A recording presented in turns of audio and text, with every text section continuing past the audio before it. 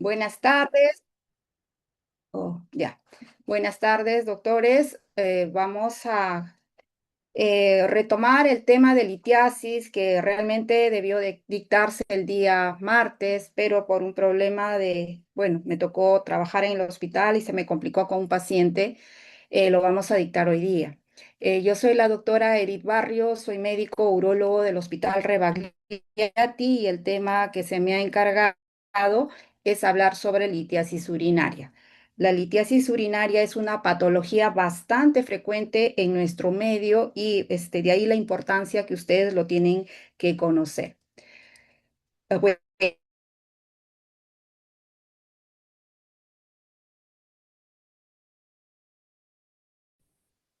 ¿qué es litiasis urinaria? La litiasis urinaria es una afección renal. Incluso puede llegar a la pérdida de la función renal. Como les decía, es una enfermedad bastante común de las vías urinarias. Tal es así que es la tercera causa más común de patología urológica. A la cabeza está la infección urinaria, seguida de la patología prostática y en tercer lugar la litiasis urinaria. ¿Y qué es un cálculo? ¿No? Los cálculos son cristales que están incluidos dentro de una matriz orgánica. Estos cristales se forman en la papila renal y estos van a crecer y en forma aleatoria van a migrar, van a caer. Estos cálculos pueden, como les decía, ser no sintomáticos o muy sintomáticos dependiendo del tamaño y de su capacidad para obstrucción. En cuanto a la historia, los cálculos, pues no es una patología reciente. Los cálculos ya es tan antigua como nuestra propia humanidad. Se habla que el cálculo más antiguo corresponde a un cálculo de vejiga y fue descubierto por Elliot Smith en 1901 y corresponde a 4.800 años antes de Cristo. También se descubre un cálculo que estaba al costado de la columna vertebral y se dice pues que es el cálculo renal más antiguo y corresponde a 3.000 años antes de Cristo. Ya Hipócrates, hace 460 años antes de Cristo, él hablaba ya, describía la semiología del cólico renal y ya postulaba hipótesis, teorías sobre su formación de los cálculos.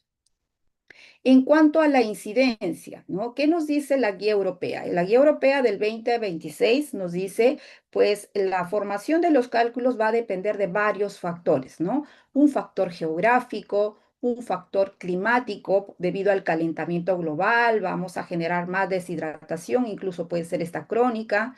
Va a depender de factores étnicos, es decir, de la raza.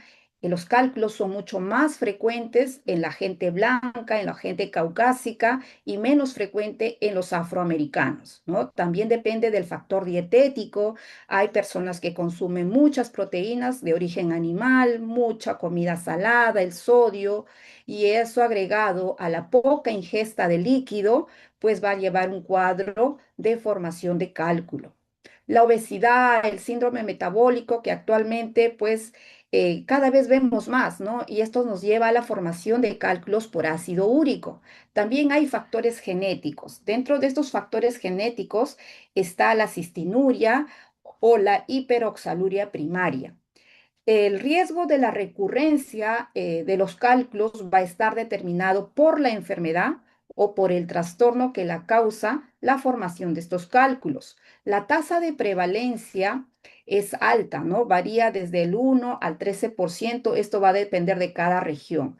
En los países de alto nivel de vida, los países desarrollados tipo Suecia, tipo Canadá, Estados Unidos, la prevalencia de los cálculos está por encima del 10%. Eh, Se dice que el cálculo tiene su incidencia, como le decía, es variable, va desde el 1 al 20% en forma global y la prevalencia, nos habla la guía europea actualizada, varía del 1 al 13%. Una característica de los cálculos es su alta recidiva, ¿no? A los 5 años, un paciente que forma cálculo puede volver a recidivar en un 50% y a los 10 años, 70%. Hay que tener mucho cuidado con los pacientes que forman cálculos por ácido úrico, cálculos por cistina, porque puede reaparecer con mayor frecuencia. Estos cálculos predominan más en los varones con respecto a la mujer 2-1. Puede presentarse en cualquier edad. Hay cálculos de niños, de adolescentes, del adulto, en general, ¿no? Hay cálculos para toda la edad. Es más frecuente en la tercera década de la vida para los varones, en la quinta década de la vida para las mujeres. Como les decía, se da en todas las razas, pero es más frecuente en la gente blanca, en la gente caucásica. Y constituye el 20% de toda nuestra consulta urológica y el 5% de todas nuestras urgencias. De ahí pues que ustedes tienen que conocer la patología litiásica. Vamos a tener cálculos formadores de alto riesgo, ¿no? Dentro de estos factores generales tenemos la aparición temprana de litiasis. A la gente joven que le aparece cálculo a la adolescencia, a los 15, 20 años, hay que tener mucho cuidado porque estaría dentro del alto riesgo estos pacientes. De la aparición temprana de la litiasis, como le decía, en niños, en adolescentes, ¿no? Cuando viene cálculo de familia, mi papá, mi mamá tiene cálculos, yo también tengo cálculos. Los formadores recurrentes de cálculos, el tiempo corto desde el último episodio de cálculo. Hay pacientes que dicen, yo he botado un cálculo y a los 4 o 5 meses ya nuevamente me ha salido otro cálculo. Este es otro factor de alto riesgo. Los cálculos de brusita, los cálculos de ácido úrico, los cálculos de urato, los cálculos infecciosos, el riñón solitario, la enfermedad renal crónica, esto forma pues cálculos de alto riesgo. También vamos a tener enfermedades que van a estar asociadas con la formación de cálculos, ¿no? El hiperparatiroidismo. Paciente que ustedes se encuentren con hiperparatiroidismo, búscale cálculos, ¿no? Como un problema metabólico. Igual, todos los síndromes metabólicos, el riesgo de formación de cálculos, los trastornos óseos minerales, la nefrocalcinosis, la enfermedad renal poliquística, las enfermedades gastrointestinales, ¿no? Donde están pues las cirugías grandes de derivaciones de ayuno ileal, la resección intestinal por enfermedad de Crohn, el trastorno de la absorción, las derivaciones urinarias que tenemos que hacer y utilizamos porción de intestino, las cirugías bariátricas, la sarcoidosis, la lesión medular, la vejiga neurogénica, son enfermedades que se asocian con la formación de cálculos. Hay factores genéticos que forman cálculos, sí. La litiasis renal tiene una heredabilidad estimada de más o menos 45%. Se debe considerar la realización de pruebas genéticas en quienes, en niños, ¿no? En adultos menores de 25 años, en adultos mayores de 25 años, si existe sospecha clínica de un trastorno hereditario o un trastorno metabólico subyacente a la litiasis renal. ¿Y qué características vamos a tener de estos pacientes? Uno, la recurrencia, ¿no? La recurrencia, más de 2 episodios distintos de formación de cálculos o aquellos pacientes que tienen cálculo renal bilateral, es otro factor, y antecedentes de importancia familiar de formación de cálculos. Los formadores de cálculos de alto riesgo, como les decía, son formadores de cálculo de origen genético. Ahí está la cistinuria, la hiperoxaluria primaria, la acidosis tubular renal, el síndrome de Lesch-Nyhan, la fibrosis quística. Pero también vamos a tener formación de cálculos que son inducidos por fármacos.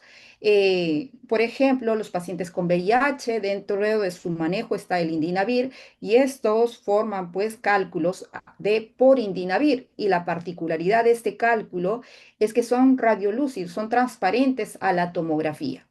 También las anomalías anatómicas que están asociadas a la formación de cálculos, porque estas anomalías lo que genera son éstasis urinaria, como es el riñón en esponja o la ectasia tubular, la obstrucción de la unión piel-ureteral, los divertículos o quistes calicilares, la estenosis ureteral, el reflujo vésico ureteral, el riñón en herradura, el ureterocele. Estas son alteraciones anatómicas que se pueden asociar a la formación de cálculos. Y factores ambientales y profesionales, como son temperaturas ambientales elevadas, zonas calurosas, el norte de nuestro país, el oriente de nuestro país, el sur, la parte costa de nuestro país. Y la exposición crónica al plomo y al cadmio. Tenemos que hablar de síndrome metabólico porque está relacionado con cálculos por ácido úrico. Hablar de síndrome metabólico es hablar de la resistencia a la insulina, es hablar de la obesidad central, de la hipertensión, de la hiperlipemia. El síndrome metabólico va a generar una disminución del pH urinario y lo que va a resultar en el depósito de cristales de ácido úrico y de esta manera se va a llevar a la formación de los cálculos. Ya está bien establecido que el síndrome metabólico tiene relación con la hiperuricemia y con la hiperuricosuria. Se dice que el 34% de todos los diabéticos tiene cálculo por ácido úrico. En cuanto a la etiología, existe una serie pues de factores que van a determinar su aparición. Hay factores extrínsecos, factores que uno podría modificarlos, y hay factores intrínsecos con poca probabilidad de modificar.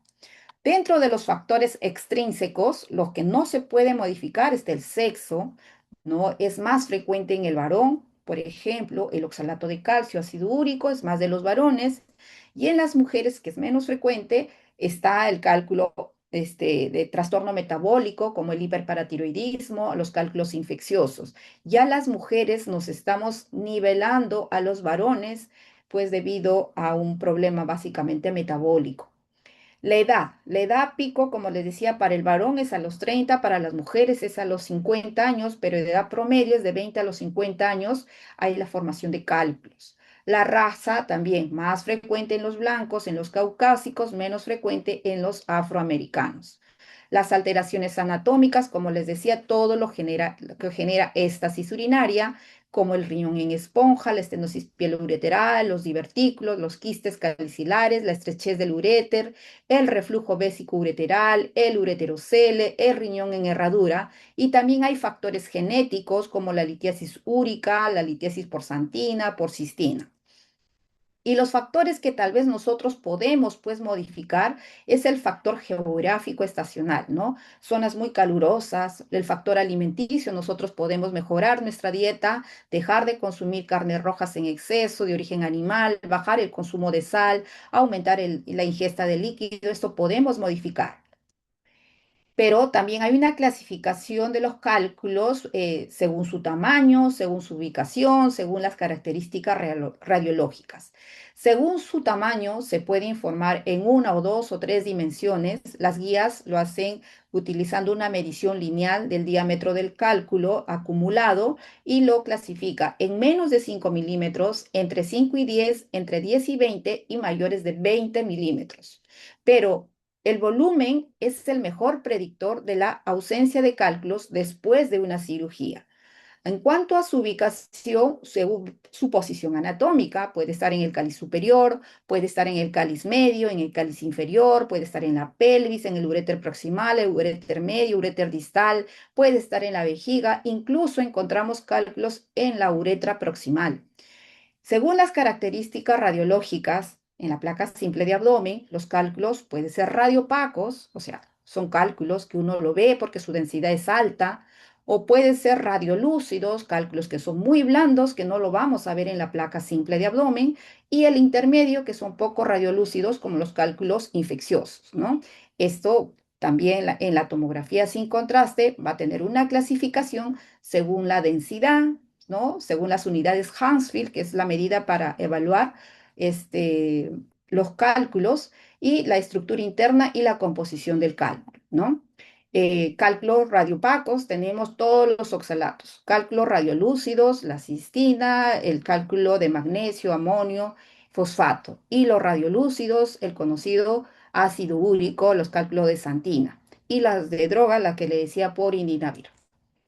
Y también se puede clasificar según su etiología de su formación, según su composición, según su riesgo de recurrencia en alto y bajo riesgo. Según su etiología, los cálculos pueden ser no infecciosos, como son los cálculos de oxalato, los cálculos infecciosos, como los cálculos de magnesio, amonio, fosfato, los cálculos de origen genético, como es la cistina, y los cálculos inducidos por droga. La clasificación según su composición. ¿no? Esto es la base para tomar la decisión diagnóstica y terapéutica posterior al diagnóstico de los cálculos, ¿no? Y los cálculos pues suelen formarse a partir de una mezcla de sustancias. Vamos a tener cálculos de oxalato, de ácido úrico, cálculos infecciosos, cálculos inducidos por droga. El cálculo más frecuente que ustedes van a ver son los cálculos, las litiasis cálcicas. El 80% de todos los cálculos son cálcicos, son los más frecuentes. El calcio principal, el ion que está presente en la orina, pues es el calcio, es el ion principal. El 95% de este calcio filtrado en el glomérulo, uno lo va a reabsorber, solamente el 2% se va a excretar en la orina. El 85% no se conoce la etiología, es más frecuente en los varones 3:1 y la mayor incidencia de este tipo de cálculo es entre los 30 y 40 años, ¿no? Y la particularidad es que es altamente recidivante a los 5 años. Dentro de lo que son los litiasis cálcica, tenemos el oxalato de calcio, el monohidrato, ¿no? Es el más común y se asocia a cálculos muy duros y difíciles de fragmentar. Su color es muy particular, es un color marrón oscuro, es negro, medio amarillo, su superficie es muy irregular, es espiculada, por eso cuando estos cálculos caen duele, ¿no? Y el tamaño varía, desde microscópicos hasta cálculos grandes, coraliformes. Y el otro es el fosfato de calcio, ¿no? La hidroxiapatita urusita.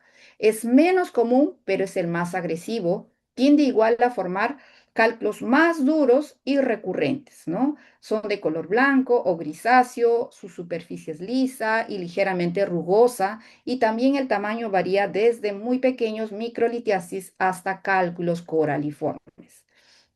En segundo de importancia están los cálculos de ácido úrico.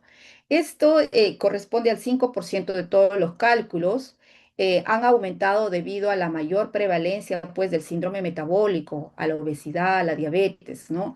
Sabemos que el ácido úrico es un ácido débil, que a pH ácido es muy insoluble y fácilmente se cristaliza, pero existen factores de riesgo para formar este tipo de cálculo. Uno de ellos es la hiperuricemia que se ve en los pacientes con gota. Cuando vean pacientes con gota, 10 a 20% van a formar cálculos por ácido úrico. También la baja ingesta de líquido que nos va a llevar a una micción, un volumen disminuido, la edad avanzada y pues el consumo rico en proteínas, en purinas, en proteínas de origen animal. El tercer grupo en importancia son los cálculos de estrubita, los famosos cálculos infecciosos o los de fosfato amonio magnesio, ¿no? Estos cálculos es más frecuente en las mujeres, corresponde al 10 al 20% de todas las litiasis, su mayor incidencia está cerca de los 40 años y su recurrencia a los 5 años es al 35%. Estos cálculos, el 90% está asociado a un germen uriolítico. El germen uriolítico a la cabeza es el Proteus. No es el único, pero es el que se ve con mayor frecuencia.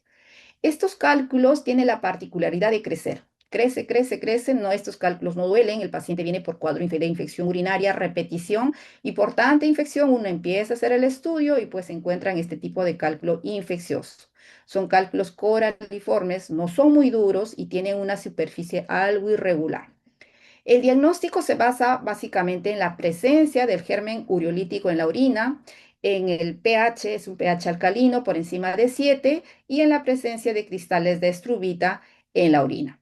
Pero también vamos a tener factores favorecedores como son las anomalías anatómicas, como son las anomalías metabólicas y los gérmenes uriolíticos. Acá tenemos una lista de gérmenes uriolíticos en frecuencia a la cabeza, como les decía, Proteus, también puede estar Pseudomonas, Providencia, Klebsiella, entre otros, ¿no? Y los cálculos ya menos, mucho menos frecuente, un poco raros, son cálculos de cistina, corresponde al 1% de todos los cálculos, acá no hay diferencia del sexo, estos son cálculos de los niños, de los adolescentes y están presentes en la cistinuria, ¿no? Acá hay una alteración del transporte de los aminoácidos a nivel intestinal, como es la cistina. como es la ornitina, la lisina, la adenosina, ¿no? Acá esto se debe porque hay una herencia autosómica recesiva. Entonces, estos pacientes hay que mantener siempre el pH de la orina alcalinizado por encima de 7,5. Ya hay cálculos mucho más raros que se debe por alteraciones metabólicas, por compuestos orgánicos y por medicamentos, como les decía, el famoso Indinavir en los pacientes con VIH, que a la tomografía es radiolúcido, el único cálculo radiolúcido a la tomografía. Miren, acá tenemos diferentes tipos de cálculos. El primer cálculo es de todo irregular, cálcico, y vemos cálculos pues que dibuja toda la pelvis urinaria. Eh, Acá tenemos cálculos de oxalato, como les decía, que son cálculos muy duros, son cálculos como vidrio, es difícil de fragmentarlos, nos toma un poco de tiempo eliminarlos, ¿no? Con el láser. Igual acá tenemos cálculos duros de color amarillo. Mira, si ustedes se acercan bien, ven como vidrio es este tipo de cálculo. Tenemos los cálculos que dibuja toda la pelvis renal, que es un cálculo de tipo infeccioso, los coraliformes, los de Struvita, y el cálculo blando, el cálculo radiolúcido, el conocido por ácido úrico, la litiasis por ácido úrico. También los cálculos, su composición, vamos a tener pues el componente cristalino que es mayoritario, pero también va a estar formado por una matriz orgánica de mucoproteínas que es mucho menor. ¿Cómo se forman los cálculos? El origen de la litiasis está condicionada pues por la precipitación de los solutos que están disueltos, en este caso de las sales litógenas, y esto se debe a una sobresaturación de la orina y una alteración de la metastabilidad. Y cuando hablamos de metastabilidad es el estado en el que la orina está sobresaturada, pero no se forma cristales, ¿no? Debido a que ahí tenemos dentro de la orina también los inhibidores de la formación de los cristales y a la falta de nucleación de la cristalización. Eso es metastabilidad. Entonces, la orina, la composición de la orina, normalmente hay sustancias promotores y factores inhibidores. Los promotores son los que forman los cálculos, ¿no? Como todos los cristales, calcio, ácido úrico, y los inhibidores son los que evitan esta formación. Siempre tiene que estar en equilibrio para evitar la formación de cálculos. Si aumentan los promotores, pues va a empezar a precipitar los cálculos urinarios.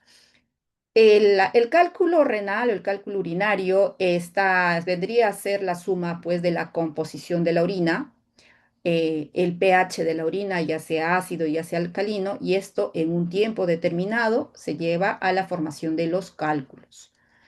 Los cálculos, como les decía, se pueden formar en pH alcalino, en pH ácido. Si estamos en pH alcalino, son los cálculos infecciosos, los de Struvita. Cuando estamos en el pH ácido, buscamos cálculos por ácido úrico, por cistina, pero no son los mayoritarios. En la zona central están los oxalatos de calcio. El 80% es de oxalato de calcio y que no guarda relación con el pH urinario. Vamos a tener también los cálculos por alteraciones metabólicas, que son menos, ¿no? Que es la hipercalciuria, la hiperuricosuria, la hiperoxaluria, la cistinuria, la santinuria. Estos cálculos por trastorno metabólico, el primero, la hipercalciuria, su fisiopatología aún es desconocido. Está asociado a factores genéticos, a factores nutricionales. ¿Y cómo se define la hipercalciuria? Como la eliminación de calcio mayor a 250 a 300 miligramos en 24 horas. ¿No? Hay varios tipos. Acá tenemos con normocalcemia, con hipercalcemia y también la hipercalciuria idiopática, ¿no? De los que son los normocalcemias, tenemos los de tipo idiopático absortivo, los de tipo renal, la acidosis tubular renal, los inducidos por diuréticos de asa, ¿no? Mientras que la hipercalcemia, el más conocido es el hiperparatiroidismo primario.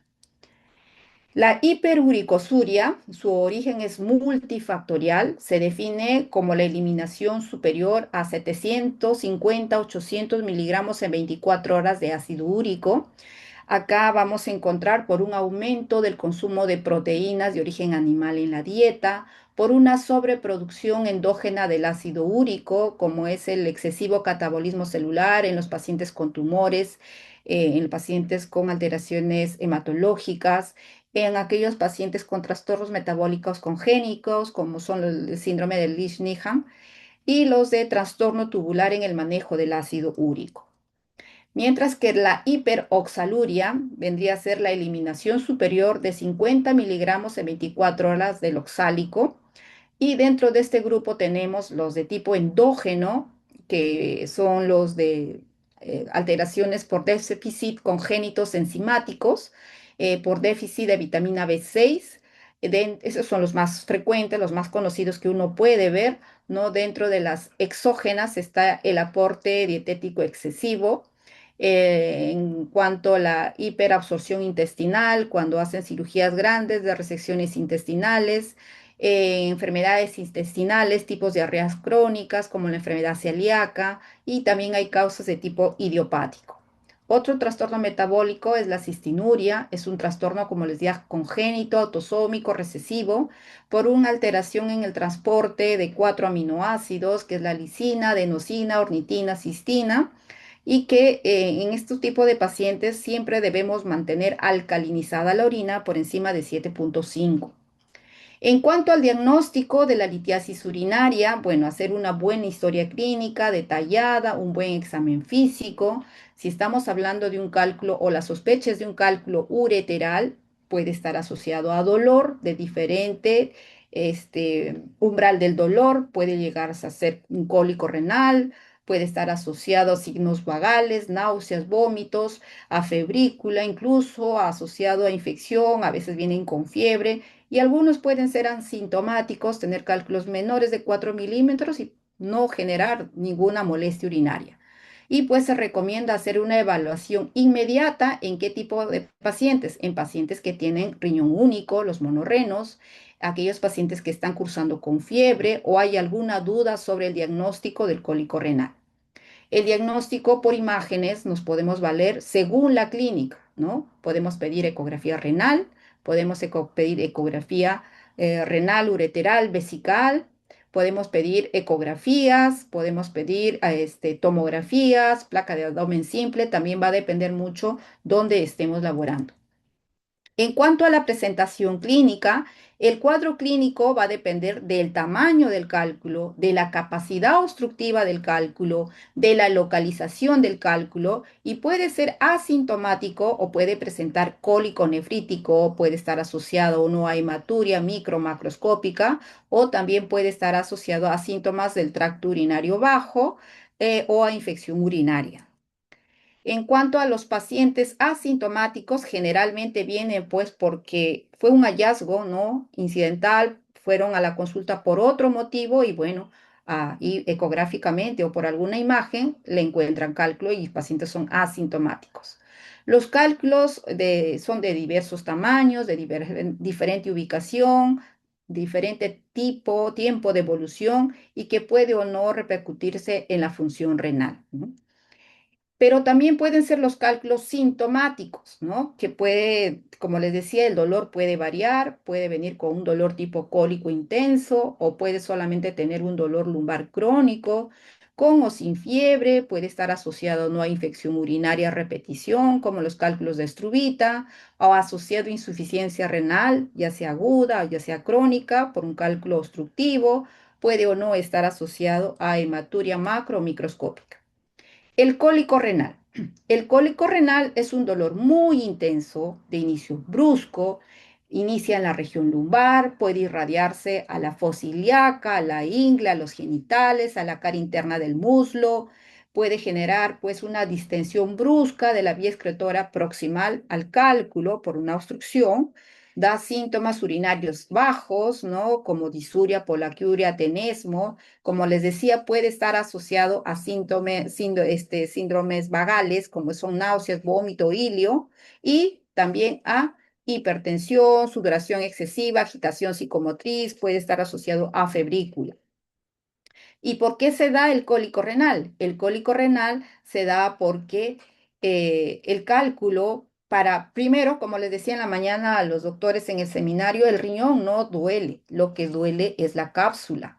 Entonces, si yo tengo un cálculo que se ha desprendido y se ha impactado, se ha obstruido, entonces la orina no va a pasar y lo que va a generar es que esta orina va a generar una presión proximal al cálculo. Esto genera dilatación y la mucosa al distenderse va a también distender la cápsula y es lo que duele, la cápsula, no duele el riñón. Si usted le pregunta, ¿duele el riñón no duele, lo que duele es la distensión de la cápsula, ¿no? Por eso se genera el cólico renal. Hay tres estrecheces anatómicas en el cual cuando un cálculo desciende puede generar obstrucción. Uno es a nivel de la unión piel-ureteral, el en el entrecruzamiento de los grandes vasos ilíacos y a nivel del uréter vesical cuando el cálculo está por caer a la vejiga.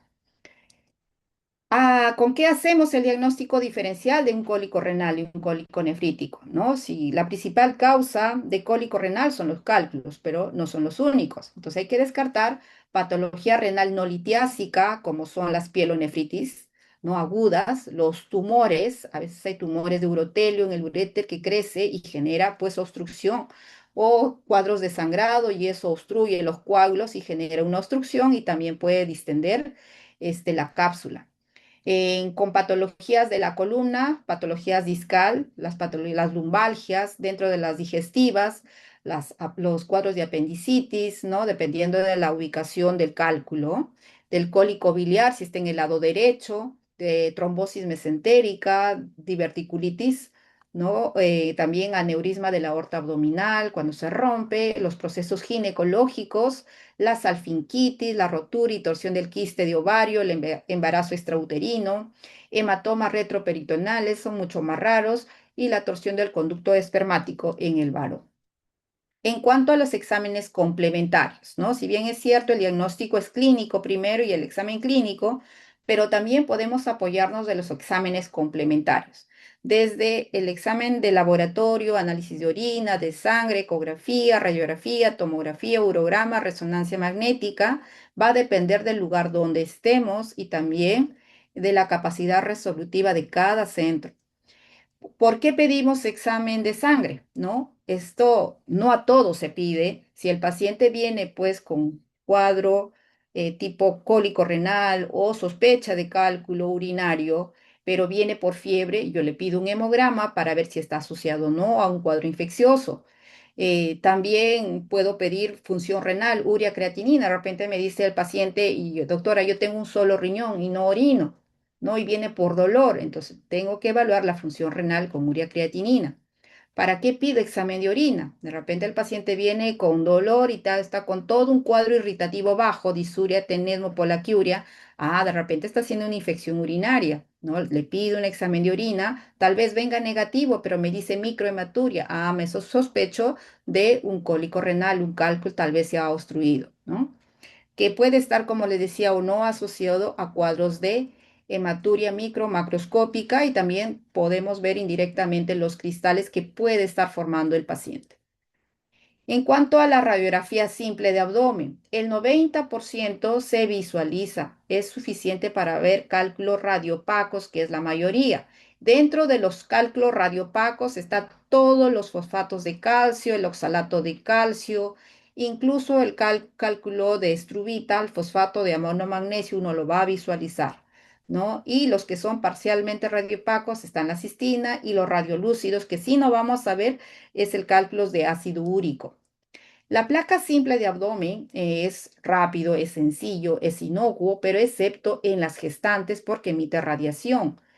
Su visibilidad va a depender del grado de la opacidad, también de la buena limpieza intestinal que el paciente pueda tener, del tamaño del cálculo. Si son cálculos de 2 milímetros, podemos confundirnos con flebolitos y no vamos a poder hacer bien el diagnóstico en cuanto tiene muy baja sensibilidad y especificidad, ¿no? Tal vez podemos complementar con otros exámenes más, como acá tenemos unas placas, pero esto ya es muy cálculos coraliformes, que son cálculos radiopacos que uno lo va a ver, pero también vamos a ver cálculos muy pequeños en el uréter distal y podemos complementar, tal vez no estamos seguros que eso no es un cálculo, le pedimos una ecografía.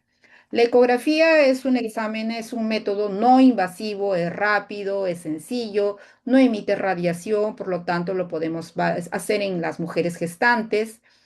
Permite evaluar todo tipo de cálculo, radiolúcido, radiopacos, poco radiolúcidos, todo podemos evaluar. Y aparte nos permite evaluar la anatomía, la anatomía del riñón, si es, cómo están los cálices, cómo está la pelvis, cómo está la unión piel-ureteral, la parte distal también de la vía urinaria, la unión urétero-vesical, podemos valorar bien, ¿no? Los cálculos para poder ver por ecografía, pues tienen que ser cálculos más de 4 milímetros. Hay muchos ecografistas que informan arenilla renal, ese término no existe, ¿no? Lo que están viendo tal vez es placas de Randall, que no son cálculos. Hay, el inconveniente de la ecografía es que ve muy bien el riñón, ve muy bien el uréter proximal, el uréter distal, pero el uréter medio, donde está es muy retroperitoneal, esa parte no lo va a poder evaluar la ecografía, pero no te descarta que el paciente no tenga cálculo. Tal vez encuentren ustedes una hidronefrosis, pero evalúan, no, no hay cálculo. No, pero puede estar el cálculo a nivel del uréter medio. El urograma excretor cada vez se utiliza menos. Es una prueba, antes lo utilizábamos bastante, mucho tiempo se utilizó, nos evalúa muy bien la anatomía de la vía urinaria. Podemos ver, para esta prueba se utiliza contraste, obviamente pacientes con función renal alterada, pacientes con alérgicos que son al yodo no pueden hacerse este tipo de examen, ni menos mujeres gestantes. Pero cada vez el urograma se hace menos, ¿no? Pero nos sirve muy bien para evaluar sobre todo la anatomía de la vía urinaria. Y la tomografía, el Uroten. El Uroten a la actualidad es el gol estándar para el diagnóstico de la litiasis urinaria sin contraste. También lo podemos hacer con contraste en casos muy seleccionados, en pacientes que ya han sido operados de cálculo o estamos sospechando de alguna alteración anatómica, ahí podemos valernos del contraste, pero generalmente pedimos sin contraste. Tiene una alta sensibilidad, alta especificidad, detecta todo tipo de cálculo, radiolúcido, radiopaco, poco radiolúcido, excepto el de cálculo por medicamento, el de Indinavir, eso no lo detecta. Detecta cálculos hasta de 2 milímetros y no solamente cálculos, sino nos permite evaluar toda la anatomía de los órganos abdominopélvicos. Y bueno, la unidad de medida son las unidades Hounsfield, no se olvide. Ahí tenemos ejemplos de cálculos ureterales por tomografía, uréter medio, uréter proximal, a nivel pélvico, a nivel del uréter proximal, a nivel del uréter distal. ¿Cómo se hace el diagnóstico cuando está relacionado con el problema metabólico, ¿no? Se debe realizar, dice, un análisis de los cálculos a todos los pacientes que presentan cálculos por primera vez. Eso sería lo ideal, pero es tanta la carga de paciente que hay que hacer estos exámenes sobre todos aquellos pacientes que tienen recurrencia temprana tras un tratamiento quirúrgico intervencionista en el cual hemos eliminado todo el cálculo en la cirugía, pero pasó 6 meses, 7 meses, otra vez el paciente forma cálculo. Entonces, a estos pacientes hay que hacerle estudio metabólico. Y aquellos que tienen recurrencia tardía tras un periodo prolongado sin cálculo y de un momento a otro formó cálculo. A estos tipos de pacientes hay que realizarle estudio metabólico. Los procedimientos analíticos preferidos y de elección sería la espectroscopía infrarroja, que no hay en Perú, y nos valemos pues de la analítica, ¿no? Y que lo hacen los nefrólogos, hacen más estudios metabólicos que nosotros. Un poco sobre el diagnóstico por imágenes en el embarazo, ¿no? En las mujeres embarazadas, la exposición a la radiación puede causar, uno, daño en el feto, tiene un componente teratogénico y esto es el efecto no estocástico y puede generar efectos estocásticos como son los carcinógenos y mutagénesis, ¿no? Entonces, Generalmente nos dicen no utilicen radiación, no utilicen tomografía, urograma, placa simple de abdomen en las mujeres gestantes. No hay que utilizarlo. Nuestra primera herramienta, si queremos valernos de ayuda diagnóstica, tiene que ser la ecografía. Y podemos valernos de la resonancia magnética sin contraste. Pero hay dos etapas en la gestación, menos de las 8 semanas, y después de las 23 semanas, uno tal vez podría utilizar radiación, pero a muy, muy baja dosis, pero en pacientes muy seleccionadas, en el cual pues es necesario hacerle un diagnóstico, ¿no? Por eso dice, solo si está claramente indicado realizar tomografía a baja dosis, va a reducir la exposición a la radiación, pero con uso prudente, solo en casos muy, muy excepcionales. En cuanto al tratamiento, el tratamiento médico va a estar orientado, uno, al manejo del dolor, de los síntomas neurovegetativos cuando viene por cólico renal. Primero, calmar el dolor. Luego, el tratamiento tiene que estar dirigido a favorecer la eliminación del cálculo, al tratamiento expulsivo. Por lo tanto, tratar primero la urgencia, que es el cólico renal, el cólico nefrítico. Luego, tratar de eliminar el cálculo, ya sea con tratamiento expulsivo, ya sea con litólisis, ya sea con tratamiento intervencionista o quirúrgico. Y por último, hay que evitar la recidiva. No se olviden que son altamente recidivantes. El tratamiento de la urgencia del cólico renal, la primera, el medicamento que uno debe recetar, ni bien te llega a tu paciente, si no es alérgico a los AINES, le das AINE, ¿no? Si no tiene compromiso de la función renal, indícale un AINE, ¿no? A la elección puede ser ketorolaco, ketoprofeno, diclofenaco, metamizol, ¿no? Lo pueden aplicar al paciente endovenoso, si no, pueden intramuscular. ¿Por qué? Porque los AINES lo que hace es va a inhibir la síntesis de las prostaglandinas y de esta manera, ¿qué va a hacer? Va a disminuir la filtración renal y de esta manera va a reducir la producción de orina y de la presión intraluminal, que es la causa del cólico renal, ¿no? ¿Qué pasa si mi paciente no le pasa el dolor con los AINES? Ahí opto por dar una segunda opción de tratamiento, opto por un opiáceo, ¿no? Pero el opiáceo, no se olviden, pues, que también te puede asociar a náuseas, a vómitos, ¿no? En ese caso le agregas algún antiemético. Si ya le pasa el dolor o el dolor es manejable y el cálculo está a nivel del uréter distal, le puedes asociar a un alfa bloqueante como terapia expulsiva si el cálculo es pequeño. En cuanto a los tratamientos de las complicaciones, puede ser que venga el paciente monorreno en anuria o un paciente séptico con una infección, con una pielonefritis. Entonces, el riñón obstruido e infectado es una urgencia urológica. ¿Qué damos? Antibiótico. Hay que drenar esa orina, ya sea con un doble J, con un catéter doble J. No tengo doble J, le hago una derivación alta, una nefrostomía percutánea. Pero, y también hay centros que tienen cirugía de emergencia endoscópica, le hago una cirugía endoscópica, y si no tengo, pues estoy en provincia, le hago una cirugía abierta, ¿no? Lo que antiguamente se utilizaba. Cuando tenemos paciente con dolor muy intenso, tipo cólico renal, a ese paciente hemos dicho que la causa es la dilatación piélica por una sobredistensión. Entonces, a esos pacientes no hay que hidratarlo cuando están con cólico renal. Al contrario, hay que disminuir la hidratación en pacientes con cólico renal. Luego viene el tratamiento de eliminar el cálculo, el tratamiento expulsivo, ¿no? Esto va a depender mucho del tamaño del cálculo, dónde está ubicado, de la anatomía del uréter y de los antecedentes de expulsión espontánea, ¿no? Se dice que cálculos menos de 10 milímetros puede uno eliminarlos. Hasta el 80%, cálculos menos de 4 milímetros, uno lo va a eliminar espontáneamente, ¿no? ¿En qué casos damos tratamiento expulsivo? Cuando el cálculo está en el uréter distal. Le damos un alfa bloqueante, que es la tamsulosina, a dosis de 0,4 miligramos.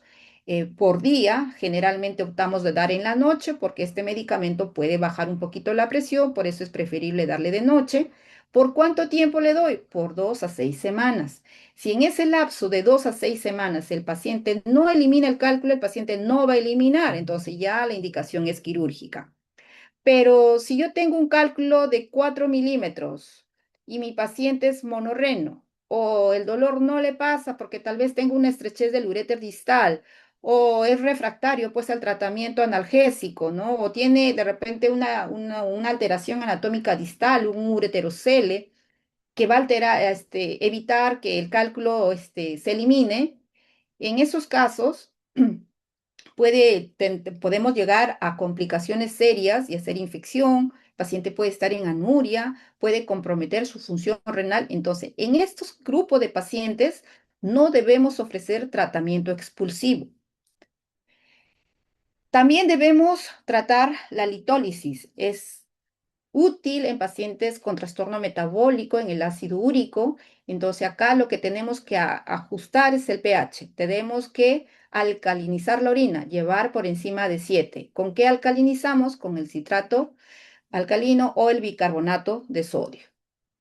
Y el tratamiento intervencionista, ¿no? O sea, el tratamiento quirúrgico.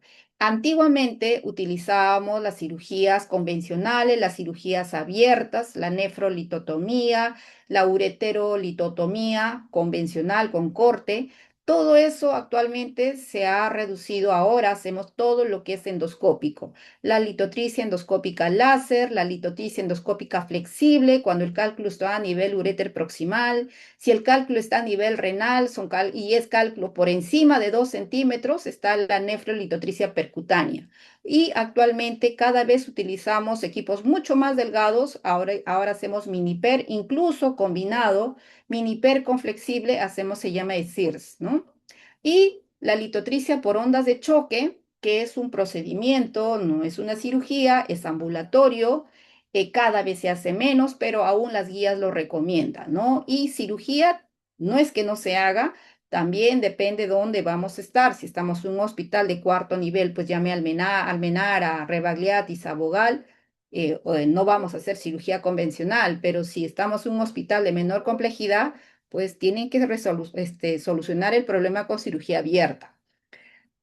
¿Ven? Todo lo que es semejante a cirugía ahora es solamente un láser.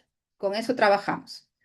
¿Y con qué equipo? Este es un equipo flexible, es un equipo, como el nombre lo dice, flexible, llega hasta el riñón y busca todos los cálices, podemos ubicar y a través de ello pasa una fibra, la fibra láser con el cual pulverizamos o fragmentamos los cálculos.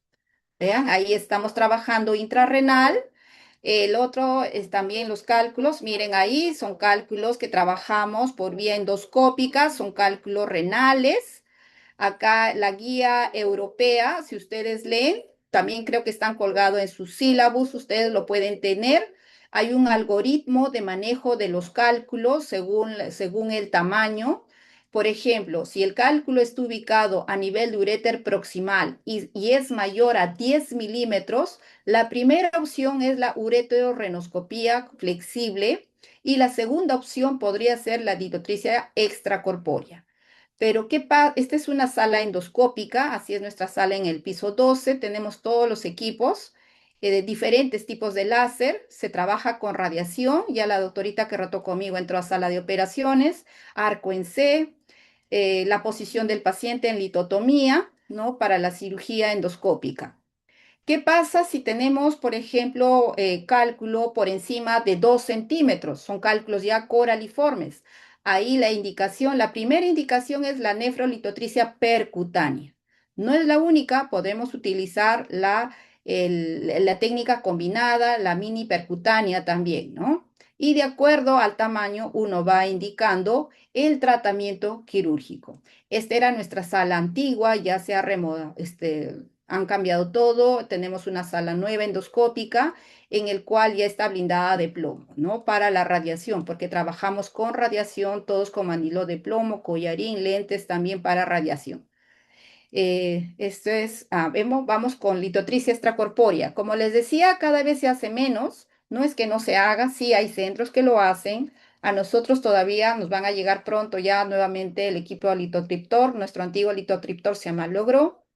Pero si ven ustedes en la gráfica, la litotricia extracorpórea que está de color azul, cada vez está bajando, ¿no? No se hace mucho. Y lo que está subiendo son las litotricias endoscópicas flexibles, la que es de color rojo, y la percutánea es el verde que se mantiene en el tiempo para cálculos grandes, ¿no? La litotricia extracorpórea son ondas de choque, son así como golpes que uno lo ubica por fluoroscopía, como un rayos X, y de la membrana, esta es una membrana que se acopla a la zona renal donde ubica los cálculos, y de acá sale unos golpes que va directo, es un punto focal que va directo al cálculo y se va disparando, ¿no? Sesiones de 30 minutos lo que hace es fragmente el cálculo, no lo pulveriza, por eso el riesgo de una litotricia extracorpórea, uno son los hematomas renales de diferente variedad, puede ser subcapsulares leves, incluso hasta puede ser severo si uno no controla la intensidad, ¿no? Y el riesgo otro es de formar, perdón, dar cólico renal, porque fragmenta y el objetivo es que el paciente lo elimine y al eliminar puede obstruirse en esas tres zonas anatómicas de estrecheces que le mencionaba, ¿no? Cálculos grandes, cálculos por encima de 15 milímetros, es mejor colocar un catéter doble J antes de dar una litotricia extracorpórea para evitar este cólico renal o la calle litiásica que baja cálculos en bloque, ¿no? Y obstruye toda la vía urinaria. Entonces, la litotricia extracorpórea dependerá de la eficacia del equipo, del tamaño del cálculo, de la ubicación del cálculo, si está en el uréter proximal, si está en el riñón, en la zona pélvica o en la zona calicilar, ¿no? Si está en el uréter medio, no, porque va a interponer el hueso. En el uréter distal se podría dar, pero la eficacia es bien baja, ¿no? Y también va a depender mucho de la densidad del cálculo, de la densidad Hansfield. Recuerden que esto es rayos X y acá no vemos cálculos radiolúcidos, ¿no? Tendríamos que acoplar un ecógrafo, que sí hay litotriptor con ecógrafo acoplado para cálculos radiolúcidos, ¿no? Y pacientes obesos no ingresan acá porque la distancia piel-cálculo, si es más de 10 centímetros, no puede ingresar el equipo. Pero también hay contraindicaciones. Como les decía, son golpes que hacemos hematomas subcapsulares leves y el paciente cada 2 semanas recibe su sesión, pues para que se reabsorba ese hematoma. Entonces, como es radiación, está contraindicado en el embarazo. Los que tienen trastornos hemorrágicos de coagulación tampoco pueden recibir. Pacientes que están con infección urinaria activa tampoco pueden recibir. Aquellas que tienen malformaciones esqueléticas graves o obesidad mórbida no va a poder acoplarse acá en la membrana. Aquel que tiene aneurisma arterial en la proximidad al cálculo tampoco. El que está obstruido, por ejemplo, yo voy a romper un cálculo, pero abajo mi uréter está con una estrechez. Si el objetivo es eliminar, ¿por dónde va a eliminar? Entonces tampoco el que tiene una estrechez puede ir.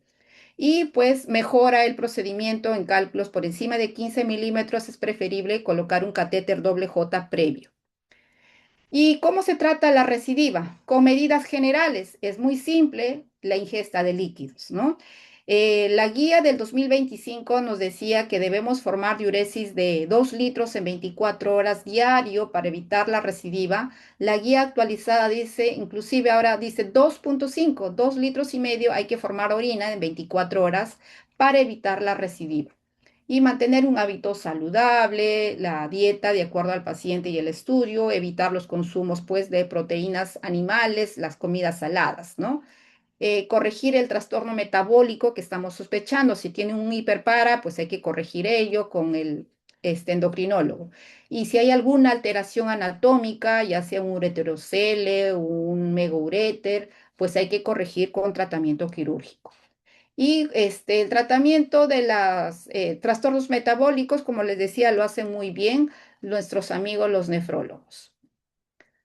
Bien, eso era todo lo que quería compartir con ustedes. Espero que me hayan entendido. Doctora Flores, Andrea, Sí, doctora. ¿sí? ¿Alguna pregunta, algo donde sean, la diapositiva, todo yo luego pasé al coordinador, al doctor Barahona. Yo le pasé antes de iniciar las clases. No sé si ya les compartió. Sí, doctora, ya nos puedo compartir. Bien. ¿Alguna pregunta, algo o damos por concluida la clase?